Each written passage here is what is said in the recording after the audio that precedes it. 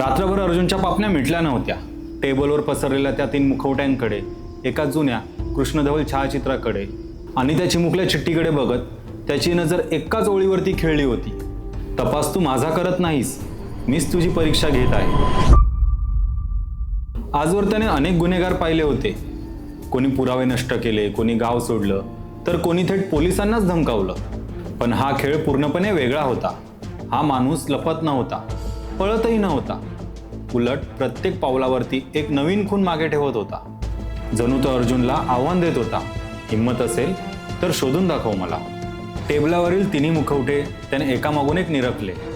प्रत्येकाचा उद्देश वेगळा होता, पण चेहरा अजूनही अंधाराच्या पडद्याआडच लपला होता.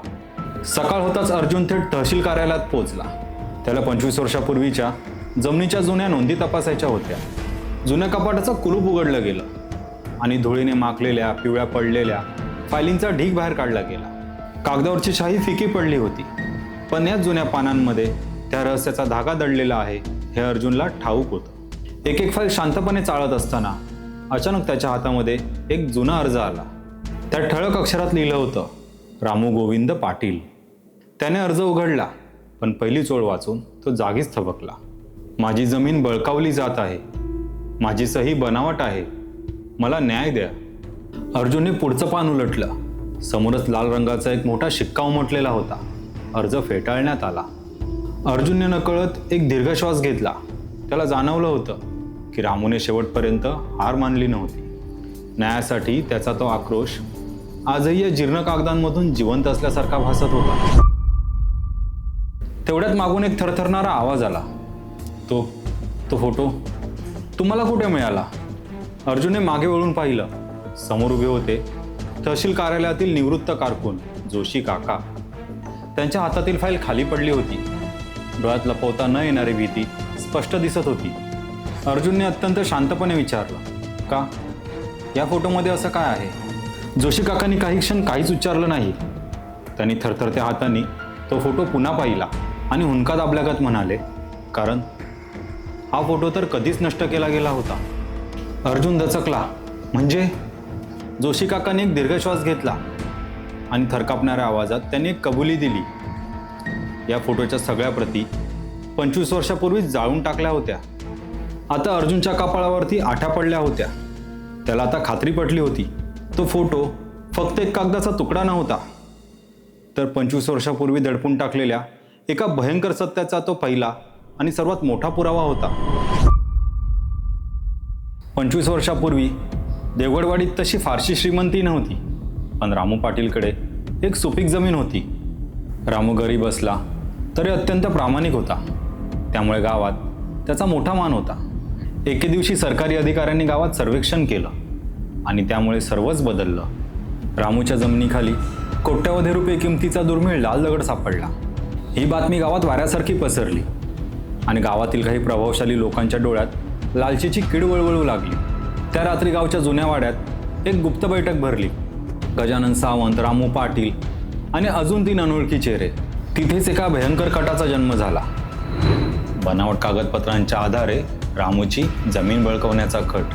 काही दिवसातच रामूला तहसील कार्यालयातून एक नोटीस आली. तो धावतच तिथे पोहोचला. ही सही माझी नाहीये, माझ्यावर अन्याय होतोय. तो अक्षरशः ओरडत होता, विनवण्या करत होता, पण कोणालाच पाजर फुटला नाही, कारण खालपासून वरपर्यंत सगळे आधीच विकले गेले होते. भूतकाळ सांगताना निवृत्त कारकून जोशी काकांचे हात आणि ओठ थरथरत होते. त्या दिवशी मीही तिथेच होतो साहेब, ते हुंका दाबत म्हणाले. मला पक्का माहीत होतं की रामू बरोबर आहे, पण मी गप्प राहिलो. त्यांच्या सुरकुतलेल्या डोळ्यातून पश्चातापाचे अश्रू ओघळले. पुढे काय झालं? अर्जुनने अत्यंत गंभीर आवाजात विचारलं. जोशी काकांनी एक दीर्घ श्वास घेतला आणि पुढे सांगायला सुरू केलं. रामूने हार मानली नाही, त्याने कोर्टात केस दाखल केली. महिने गेले, वर्ष उलटलं, पण पैशाच्या ताकदीपुढे सत्याचा प्रत्येक सुनावणीत पराभव होत गेला.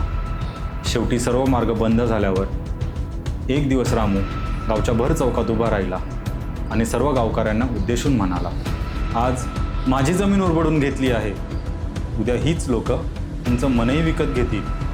पण कोणीही त्याची साथ दिली नाही. उलट लोकांनी त्याला वेडा ठरवून मोकळे झाले आणि बरोबर 2 दिवसांनी गावच्या वेशीजवळ असलेल्या जुन्या वडाच्या झाडाला रामू पाटीलचा मृतदेह लटकलेल्या अवस्थेत सापडला. पोलिसांनी नेहमीप्रमाणे फाईलवर एकच शब्द लिहिला, आत्महत्या, आणि केस कायमची बंद झाली. अर्जुनच्या चेहऱ्यावर आता एक भयावह शांतता होती.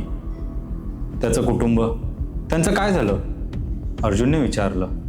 नवऱ्याच्या विरहाने त्याची पत्नी आजारी पडून काही दिवसातच वारली, जोशी काका म्हणाले. त्यांचा तो 10 वर्षाचा लहानगा मुलगा एका रात्रीतून अचानक गावातून गायब झाला. नाव काय होतं त्याचं? अर्जुनने तात्काळ विचारलं. काही क्षण शांत राहून जोशी काका हळू आवाजात पुटपुटले, विक्रांत. अर्जुन क्षणभरही न थांबता पोलीस ठाण्यात परत गेला. त्याने विक्रांत पाटीलचा शोध सुरू केला. शाळेच्या नोंदी, रेशन कार्ड, मतदार यादी, पासपोर्ट सर्व रेकॉर्ड पालथे घातले, पण हाती काहीच लागलं नाही. जणू विक्रांत नावाचा मुलगा कधी अस्तित्वातच नव्हता. तेवढ्यात एका कॉन्स्टेबलने धापा टाकत केबिनमध्ये प्रवेश केला. सर, गोविंद काकांच्या घरी चोरी झाली आहे. अर्जुन तातडीने तिथे पोहोचला. संपूर्ण घर अस्ताव्यस्त होतं. कपाटं उघडी होती, पुस्तकं जमिनीवर विखरलेली होती, पण आश्चर्याची गोष्ट म्हणजे घरातील पैसे आणि दागिने सुरक्षित होते. काय चोरीला गेलंय? अर्जुनने गोंधळून विचारलं. गोविंद काका थरथरत म्हणाले, माझी डायरी. डायरी? हो साहेब. 25 वर्षापूर्वी त्या रात्री मी जे काही पाहिलं ते सगळं सत्य मी त्या डायरीत लिहिलं होतं. अर्जुनच्या चेहऱ्यावर आता स्पष्ट चिंता उमटली. म्हणजे त्या डायरीत खरा इतिहास दडलेला होता? हो, गोविंद काका हताशपणे म्हणाले. आणि आता ती डायरी चुकीच्या माणसाच्या हातात पडली आहे. अर्जुन शांतपणे घराबाहेर गेला. दारातून बाहेर पडताना त्याचं लक्ष अचानक जमिनीकडे गेलं. तिथे एक काळा मुखवटा ठेवलेला होता, पण यावेळी तो रिकामा नव्हता. अर्जुनने मुखवटा हातात घेतला. आत एक लहानसा कागद दुमडून ठेवलेला होता. त्यावर लिहिलं होतं, सत्य लपवणारेही गुन्हेगारच असतात. अर्जुनने मागे वळून पाहिलं. काकांनी ही गुन्हेगारासारखी मान खाली घातली होती. दीपगृहात लाटांचा भयंकर आवाज घुमत होता आणि दीपगृहाच्या अंधाऱ्या खोलीत तो मुखवटाधारी माणूस शांतपणे बसला होता. त्याच्यासमोर टेबलावर गोविंद काकाची ती डायरी उघडी होती. तो त्यातलं एक पान वाचत होता. त्या पानावरचे शब्द स्पष्ट होते, रामूने आत्महत्या केली नव्हती.